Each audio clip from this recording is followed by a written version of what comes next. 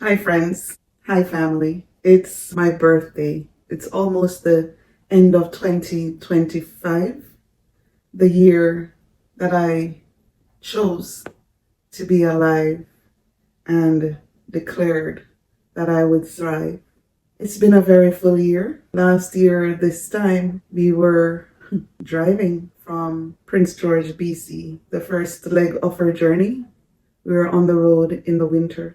I don't remember where we would have been at this time, but I know that the path, it was so treacherous. I was so stimulated that I fell asleep coming down from the mountains of BC into Alberta in the winter. Sometimes we do some crazy things, but nothing is truly crazy when you know that God is leading you. We were driving away to new beginnings. That was the celebration in 2024, leading into 2025, choosing to be alive and thrive for 2025. 1 year later, I can truly say that I have thrived this year, 2025.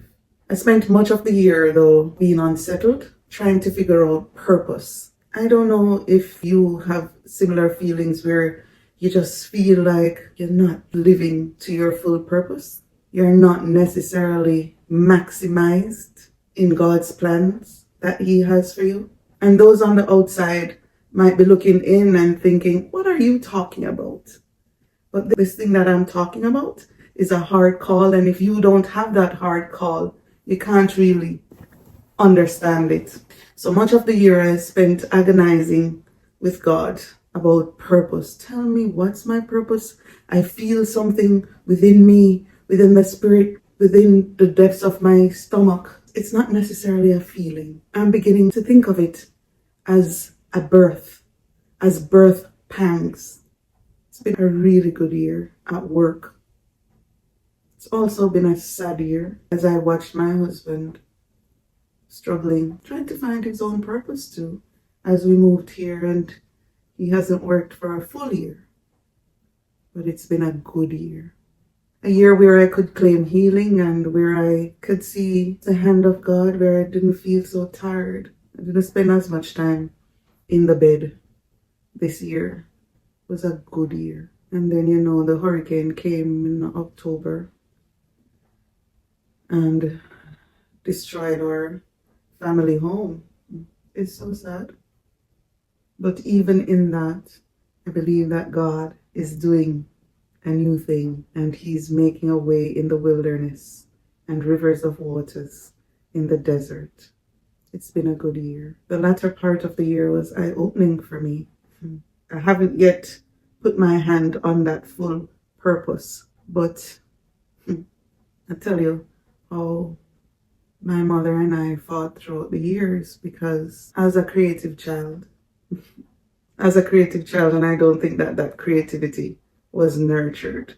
I would write poems, and when the construction paper came, there were 6 of us, and I would move through them like crazy, making cards, using glitter, doing all sorts of things.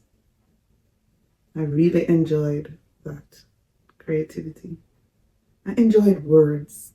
I enjoyed being with myself and my mind and thinking and expressing my thoughts in words quietly. Nobody had to know. I didn't have to share my words with anybody. So I would write poems. I would enjoy poetry and literature class. All things arts, Spanish, geography, history, language, literature. And I would do well in school, in everything. Some things I had to try harder at than others. But the things I didn't try hard at, I naturally excelled at. So I was very upset with my mother for years when I selected my subjects in 3rd form or 9th grade. In Jamaica, you select your subjects according to the career path that you're going on. I didn't know what I wanted to become, but I selected arts and some other things. I selected the things that I was naturally good at. You had no choice but to select English language and mathematics, but I selected literature, history, biology. I liked biology. I liked learning about life, the study of life. That's what biology is. I liked that a lot. Biology and language and literature and history and Spanish. Spanish was one of my favorite subjects. I did well at it. I think I had selected food and nutrition. I selected typing and some other subjects. And my mother was away that year when I chose my subjects. My father came. He came to the big meeting in the chapel up at Hampton where we walked around and talked to teachers and where I ended up with my subjects. He just signed off on everything. I remember Daddy being there. Always nice when Daddy came. I don't know. I didn't even know how impactful that was until just now, sharing it with you. When she came that summer and saw the subjects that I had chosen, she was so disappointed. She said that I was lazy and that I didn't want to work hard. And she took me up to the school because I needed to choose sciences. And I cried and I cried and I cried because I didn't want to do any sciences like chemistry. I hated chemistry. I hated physics. Yet I liked math. I did math. I did well at it. I did well at physics and chemistry, but it wasn't natural loves of mine like the arts and the creative things. But mommy thought that I was wasting my brain, my good brain, to choose some of the subjects that I did. So she re-chose some subjects and made sure that I was put in the science stream. But I didn't like physics. So after I cry and turn red and get hives from the stress of it all, she conceded and I didn't have to take physics. So I ended up as an arts and science student. And even when I took CXC, I did 8 subjects: English language, English literature, history, geography, Spanish, mathematics, chemistry, and biology. I was so convinced, and convinced my mother too, that I only got 4 subjects: language, literature, history, and geography. What am I going to do with language, literature, history, and geography? What a combination. The plan that my mother had for me after I convinced everybody, including myself, that I failed 4 of my subjects, the sciences and the math and the Spanish, because I was so disappointed that I had done so badly. I was crying in the oral exam. I don't do well at that sort of thing, being examined orally. I was so upset after that exam. I cried and my poor teacher was disappointed because she was looking forward to me being one of her top passes in that Spanish exam. Anyway, I convinced myself that I had failed mathematics, chemistry, biology, and Spanish. And so my mother's plan was that I was going to go to her high school, a graduate of Hampton School. Then I would go to Magatti High School and I would repeat 5th form, get my sciences, and then I would go to West Indies College to do medical technology, because it was also a pre-med curriculum. So it was both a professional degree and a pre-med curriculum. And when I did that, then I would go to Montemorelos in Mexico and do medicine. That's her plan. Like, in my mind, I was like, good for you. I'm not. And I even tell her, I'm not becoming any medical doctor, mommy. I don't want to become a medical doctor. I don't feel that ambition. Yet, at the same time, I didn't know what I wanted to become. But I knew what I didn't want to become, and that was a medical doctor. And she would tease me and say, don't worry, man. Soon you'll be a pathologist and you'll have the scalpel in one hand and a patty in another hand. Mommy, joking. As in those environments, you can't be eating patty and cutting up flesh. I just didn't enjoy that. I remember the first A&P class when we had to dissect a frog. I just couldn't slice the frog. I couldn't even watch. Once they sliced it though and opened it and spread it out and it didn't look like a frog, then I was okay to identify the anatomy. Where was I going with this story? So by the time I got to second year, I realized that I'm really not cut out for this science business. But what am I to do? I'm not paying my school fees. The sacrifice is being made for me to go to college. So I did my very best. I even made the honor roll and Dean's List as a medtech student. I remember the general chemistry class. and the organic chemistry class. You try hard, and you pass, but it means nothing to me. So it's just a grade for a grade. I just not naturally understand it. It don't make no sense, if you know what I mean. But the freshman composition and the principles of psychology and the oral communication and the life and teachings of Christ and the general ed requirements, I really enjoyed those things. Development of civilization and the education and the religious courses. Some of the medtech courses too, like immunology. I really enjoyed immunology. Anything that I got A's in were the things that were just naturally easy for me, and I didn't have to put out too much effort.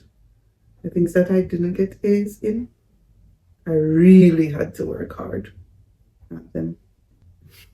But I was telling you all of that because I was going somewhere with this. So by the second year of college, I knew that medical technology as a pre-med curriculum and Montemorelos in Mexico was not my calling. I thought that I should change my major to psychology or education, but I had already gone through a whole year, pay a school fee for a year.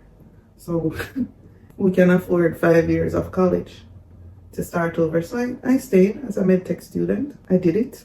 I had a high GPA too, but I finished it, and what was next for me, I became a teacher. A pre-trained teacher. My first job out of college was as a pre-trained teacher, where I earned $17,000 per month. Had a student loan, I paid that. Yeah, they paid me $17,000 a month, which is half of what teachers were being paid then. And I did it. And then I got called to Victor Dixon High School, where I taught for 3 years, biology and integrated science. I did it, I loved the students. I loved the idea of imparting knowledge. I also knew that that wasn't that wasn't the fulfillment of my purpose. And I left Victor Dixon High School without a job because in my mind I was going to go to be a missionary. I did some crazy things. I was searching for my purpose, and then I was wondering if it was really back into medtech and then to do something, but I didn't know what. When I left Victor Dixon, I did medtech. Then I did a stint as a medical sales representative. Me look like salesperson. And then I decided that I was going to do my master's in public health. And that was where I could use my love for the social sciences, with my love for biology, and with my medtech background. I could combine it all, and I really enjoyed that master's program. Master's in public health, epidemiology track. We did a research project in that master's too. It was a time when we were having the malaria outbreak, and I remembered going to the Ministry of Health and getting permission to use the raw data. I don't even know where that study is. It was a good study. In that master's program too, for survey and research methods, I did a survey on patients' perceptions of laboratory tests in Jamaica.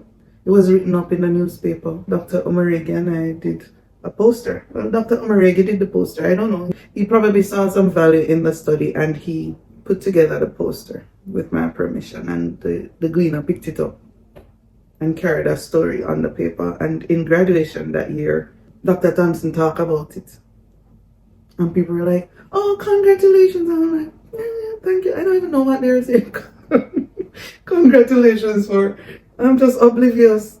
Just happy to have a master's. And then I started working at NCU. Thus began my career as an educational administrator, assistant professor and educational administrator, which I really enjoyed. I enjoyed administration more than I enjoyed teaching because it feels something inside. Being able to make a difference and make decisions that influence people's lives positively really fills something inside. And then when I did my gift inventory, administration is the top gift.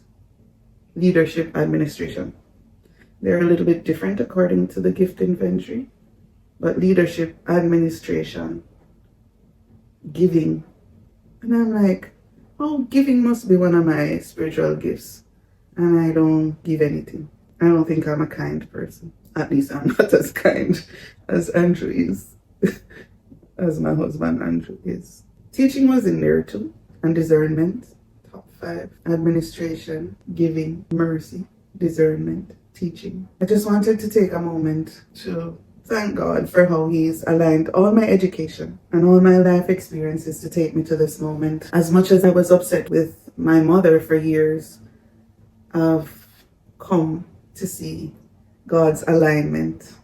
And the medtech education, even though I didn't use it as a life vocation and I didn't use it to become a medical doctor. But when I combine the leadership experience, the creativity that I've been gifted with from childhood, with the epidemiology and research education, I think my purpose is wrapped up in those things. And I'm beginning to see or better understand my gifts, not just my talents. I'm trying to figure out what my talents are, but I am better understanding my gifts as an introverted person who thinks a lot. Strange. Some people, they don't understand how I can stand up on a stage and not be nervous as an introverted person. But what they don't realize is that as an introverted person, the stage is the perfect place for me because I control that conversation. I prepare, I do my research, I go up there and I share. Because I'm introverted, I can be in tune with the audience because I'm naturally observant. I see the expressions of people. I feel the energy that's in the room and know when I need to pick up on something, continue on a train of thought, or when I'm to stop a train of thought. And I've beaten myself up about how slowly I speak over the years, and I'm beginning to accept who I am. So for 2026, I've got dreams to fix. I am putting away introversion as an excuse, and I'm getting in the mix. And it's the year to transfix in 2026. Not only will I be transfixed in 2026, but I will also transfix in 2026 by the grace of God. So my birthday, I'm spending it quietly. My children had a late night, so they're somewhere around the place. I am just spending time with myself at the end of 2025, the year that I chose to be alive and thrive. And as I move into 2026, the year when I will get in the mix and transfix because I've got dreams to fix. And I think that you can do the same. Put away those old tricks. In 2026, it will take you nowhere. It's better to have your dreams to transfix. So get in the mix in 2026. It's the year that we will transfix. Thank you for watching my raw ramblings. God go with you. And as you bring in the new year, think about what it means to be purposed. I think that the year that's coming ahead is going to be a tough year on the world stage. Lots of things are shaping up for it to be a tough year. But with God in the mix, we can get through 2026. All right? Take care now. Remember, a merry heart doeth good like a medicine, and a broken spirit dries the bones. Thank you for listening to my birthday talk. I'm Dr. Tamara, your online epidemiologist, looking forward to getting in the mix in 2026, the year that we will transfix. Take care now.